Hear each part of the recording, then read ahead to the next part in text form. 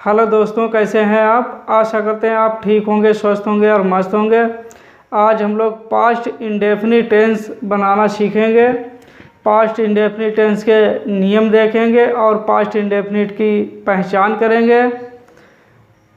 तो चलिए देखते हैं पास्ट इंडेफिनिट टेंस के नियम क्या हैं और पास्ट इंडेफिनिट टेंस की पहचान क्या है। सबसे पहले पास्ट इंडेफिनिट टेंस की पहचान देखते हैं। इन वाक्यों के अंत में या, ई, तथा, तिथि, तेथे आदि शब्द आते हैं। इन वाक्यों के अंत में या, ई, तथा, तिथि, तेथे आदि शब्द आते हैं तथा इन वाक्यों से कार्य का बीते हुए समय यानी भूतकाल में होने का ज्ञान होता है। और पास्ट इंडेफिनिट टेंस के नियम, ये 3 नियम हैं। नियम नंबर फर्स्ट, इसमें केवल साधारण वाक्यों में वर्ब की सेकंड फॉर्म का प्रयोग किया जाता है, चाहे वह वाक्य किसी भी कर्ता का हो। यदि वाक्य हमारा साधारण वाक्य ना होकर किसी अन्य का है तो हम डिड का प्रयोग करके वर्ब की फर्स्ट फॉर्म रखते हैं। नियम नंबर 3, यदि किसी वाक्य में कभी नहीं का प्रयोग होता है, यदि किसी वाक्य में कभी नहीं का प्रयोग होता है तो नेवर का प्रयोग करके वर्ब की सेकंड फॉर्म लगाते हैं। ये पास्ट इंडेफिनिट टेंस के नियम और पहचान है। तो चलिए सूत्र देखते हैं। पास्ट इंडेफिनिट टेंस के सूत्र देखते हैं।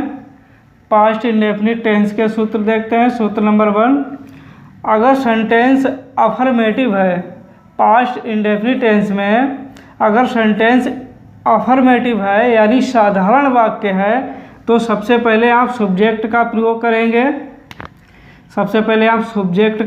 करेंगे। यानी कर्ता का प्रयोग करेंगे। उसके बाद में आप वर्ब की सेकंड फॉर्म लगाएंगे, फिर ऑब्जेक्ट का प्रयोग करेंगे, उसके बाद में अदर वर्ड का प्रयोग करेंगे। पास्ट इंडेफिनिट टेंस में अगर सेंटेंस आपका नोट वाला है, नहीं वाला है, पास्ट इंडेफिनिट टेंस में अगर सेंटेंस यानी वाक्य नेगेटिव वाला है तो सबसे पहले आप सब्जेक्ट का प्रयोग करेंगे और नेगेटिव वाले वाक्य में डिड का प्रयोग किया जाता है। पास्ट इंडेफिनिट टेंस में नेगेटिव वाले वाक्य में डिड का प्रयोग किया जाता है। तो सबसे पहले आप सब्जेक्ट का प्रयोग करेंगे, उसके बाद में आप डिड का प्रयोग करके नोट का प्रयोग करेंगे, फिर वर्ब की फर्स्ट फॉर्म रखेंगे, उसके बाद में ऑब्जेक्ट लिखेंगे और बचा हुआ अदर वर्ड लिख देंगे। पास्ट इंडेफिनिट टेंस में नेगेटिव वाले वाक्य में डिड नोट का प्रयोग किया जाता है। पास्ट इंडेफिनिट टेंस में नेगेटिव वाले सेंटेंस में डिड नोट का प्रयोग किया जाता है और साथ में वर्ब की फर्स्ट फॉर्म रखी जाती है। अगर पास्ट इंडेफिनिट टेंस है और साधारण सेंटेंस है यानी अफर्मेटिव सेंटेंस है तब वर्ब की सेकंड फॉर्म का प्रयोग किया जाएगा। और नेगेटिव वाला सेंटेंस है यानी नोट वाला सेंटेंस है तो वर्ब की फर्स्ट फॉर्म रखी जाएगी। तो सबसे पहले आप देखें, सब्जेक्ट का प्रयोग करके डिड नोट का प्रयोग करेंगे। डिड नोट का प्रयोग करने के बाद में वर्ब की first form, object, other word लिखेंगे। ये नेगेटिव वाला सेंटेंस है। अगर सेंटेंस इंट्रोगेटिव में बनाना हो, अगर इंट्रोगेटिव वाला सेंटेंस आपको बनाना है तो सबसे पहले आप डिड का प्रयोग करेंगे क्योंकि उसमें वर्ब की फर्स्ट फॉर्म का प्रयोग किया जाता है और डिड का प्रयोग किया जाता है। तो डिड का प्रयोग करके सब्जेक्ट का प्रयोग करेंगे, उसके बाद में वर्ब की फर्स्ट फॉर्म का प्रयोग करेंगे। वर्ब की फर्स्ट फॉर्म का प्रयोग करने के बाद में ऑब्जेक्ट का प्रयोग करके अदर वर्ड का प्रयोग करेंगे। और पास्ट इंडेफिनिट टेंस में अगर इंट्रोगेटिव नेगेटिव वाला भी सेंटेंस अगर बनाते हैं तब भी इसमें भी डिड नोट का प्रयोग किया जाएगा। सबसे पहले आप डिड का प्रयोग करेंगे, उसके बाद में आप सब्जेक्ट का प्रयोग करेंगे, उसके बाद में आप नोट का प्रयोग करेंगे, नोट का प्रयोग करने के बाद में वर्ब की फर्स्ट फॉर्म रखेंगे, ऑब्जेक्ट का प्रयोग करके अदर वर्ड लिखेंगे। तो पास्ट इंडेफिनिट टेंस के ये सूत्र हैं, पास्ट इंडेफिनिट के ये सूत्र हैं। तो पास्ट इंडेफिनिट टेंस में क्या होता है कि अगर वाक्य आपका साधारण है, यदि वाक्य आपका साधारण है, पास्ट इंडेफिनिट टेंस का वाक्य अफर्मेटिव वाला है, तो आप वर्ब की सेकंड फॉर्म का प्रयोग करेंगे।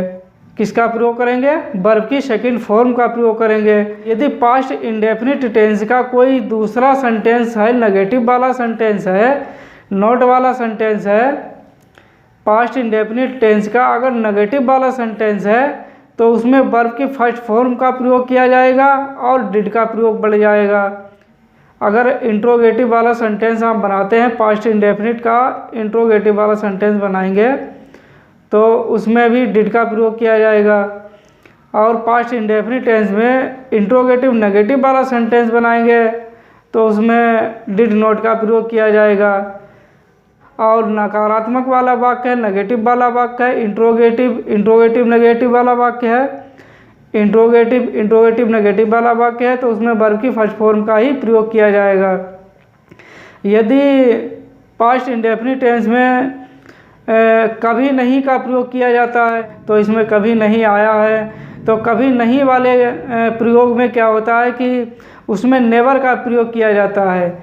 नेवर का प्रयोग करके वर्ब की सेकंड फॉर्म का ही प्रयोग करेंगे, यानी इसमें वर्ब की सेकंड फॉर्म का प्रयोग करेंगे और वर्ब की फर्स्ट फॉर्म का प्रयोग नहीं किया जाएगा।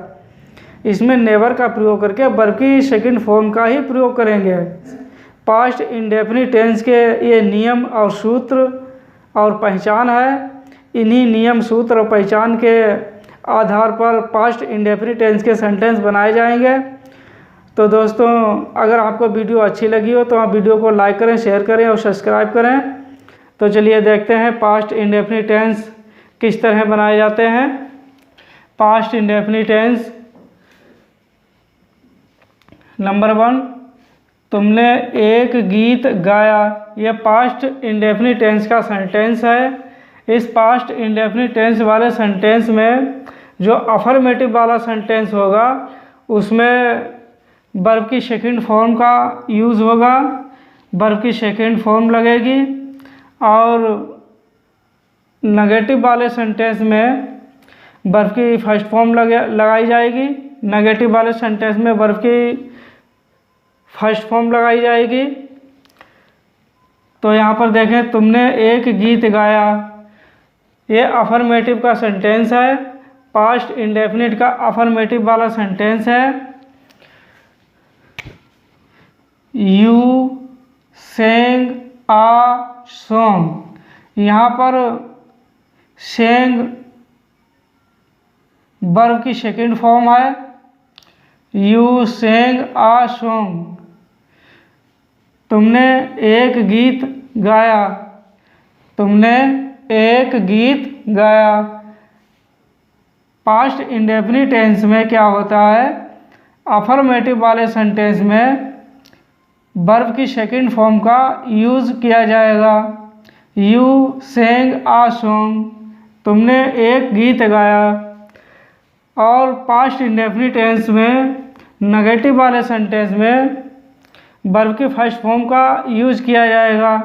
तुमने एक गीत नहीं गाया, तुमने एक गीत नहीं गाया। यहाँ पर देखें, you did not sing a song. अब यहाँ पर वर्ब की फर्स्ट फॉर्म का यूज़ तो किया जाएगा, लेकिन यहाँ पर डिड का भी प्रयोग किया जाएगा। You did not sing a song. Past indefinite tense में नेगेटिव वाले सेंटेंस में डिड नॉट का यूज़ होता है और वर्ब की फर्स्ट फॉर्म का यूज़ किया जाएगा। You did not sing a song, तुमने गीत नहीं गाया। और तीसरा वाला सेंटेंस देखें, क्या तुमने एक गीत गाया। अब यहाँ पर सबसे पहले आया है क्या तुमने एक गीत गाया, लेकिन यहाँ पर भी वर्ब की फर्स्ट फॉर्म का ही यूज़ किया जाएगा। जो यहाँ पर डिड का प्रयोग किया था, इस डिड को सब्जेक्ट से पहले लिखा जाएगा। Did you sing a song, did you sing a song. यहाँ पर भी वर्ब की फर्स्ट फॉर्म का ही प्रयोग किया जाएगा। Did you sing a song, did को पहले लिखा जाएगा, उसके बाद में सब्जेक्ट लिखा जाएगा, उसके बाद में वर्ब की फर्स्ट फॉर्म लगेगी, फिर आ सॉन्ग। और यहाँ पर देखें, क्या तुमने एक गीत नहीं गाया, सेम वैसा ही सेंटेंस बनाया जाएगा। सबसे पहले हम डिड का प्रयोग करेंगे, क्योंकि सब्जेक्ट से पहले डिड का प्रयोग होगा, उसके बाद में सब्जेक्ट लिखा जाएगा। Did you not sing a song, यहाँ पर भी वर्ब की फर्स्ट फॉर्म लगेगी। Did you not sing a song, क्या तुमने एक गीत नहीं गाया। पास्ट इंडेफिनिट टेंस में अगर कभी नहीं का प्रयोग हुआ हो, पास्ट इंडेफिनिट टेंस में अगर कभी नहीं का प्रयोग हुआ हो, कभी नहीं का प्रयोग हुआ हो, तब आप क्या करेंगे, नेवर का प्रयोग करेंगे। मोहन गाड़ी कभी नहीं चलाता था, Mohan never drove the car, Mohan never drove the car. यहाँ पर भी वर्ब की सेकंड फॉर्म का ही इस्तेमाल किया जाएगा। मोहन गाड़ी कभी नहीं चलाता था, Mohan never drove the car. यहाँ पर वर्ब की सेकंड फॉर्म का ही यूज़ किया जाएगा। तो दोस्तों, पास्ट इंडेफिनिट टेंस के सेंटेंस इसी तरह बनाए जाएंगे। तो दोस्तों, पास्ट इंडेफिनिट टेंस के सेंटेंस इसी तरह बनाए जाएंगे। और पास्ट इंडेफिनिट टेंस के सेंटेंस बनाने के लिए हमारी इससे पीछे वाली वीडियो में जाएं, उसमें नियम, पहचान और सूत्र बताए हैं। आप पहले उसे देखें, उसके बाद में पास्ट इंडेफिनिट टेंस के सेंटेंस अच्छी तरह बना पाएंगे। सबसे पहले आप नियम, सूत्र और पहचान सीखें, उसके बाद में पास्ट इंडेफिनिट टेंस के सेंटेंस बना पाएंगे। नियम, सूत्र, पहचान को याद रखें, तभी पास्ट इंडेफिनिट टेंस के सेंटेंस बना पाओगे। तो दोस्तों, आज हम आपको बताना चाहेंगे कि मैंने डिफॉर्मा किया था और मेरा रजिस्ट्रेशन और लाइसेंस दोनों आ चुके हैं। और मैंने 4 जून को तो मैंने मेडिकल की ओपनिंग कर दी है और अपने मेडिकल का नाम कृष्णा मेडिकल स्टोर रखा है। तो दोस्तों, 4 जून को मैंने ओपनिंग की थी और किसी को किसी भी प्रकार की कोई भी परेशानी या कोई दिक्कत, किसी भी प्रकार की कोई भी परेशानी हो तो आप कृष्णा मेडिकल स्टोर से आप संपर्क कर सकते हैं। हमारा मोबाइल नंबर 88 596 44 810 है। आप इसी नंबर पर संपर्क कर सकते हैं। किसी भी प्रकार की कोई भी दिक्कत आपको हो तो आप मुझसे संपर्क कर सकते हैं। और मैं यूट्यूब पर पढ़ाता भी हूँ। मैं कृष्णा मेडिकल स्टोर पर बैठता हूँ और यूट्यूब पर पढ़ाता भी हूँ। अगर हमारी वीडियो अच्छी लगी हो तो आप वीडियो को लाइक करें, शेयर करें और सब्सक्राइब करें। और फिर मिलेंगे। थैंक्स।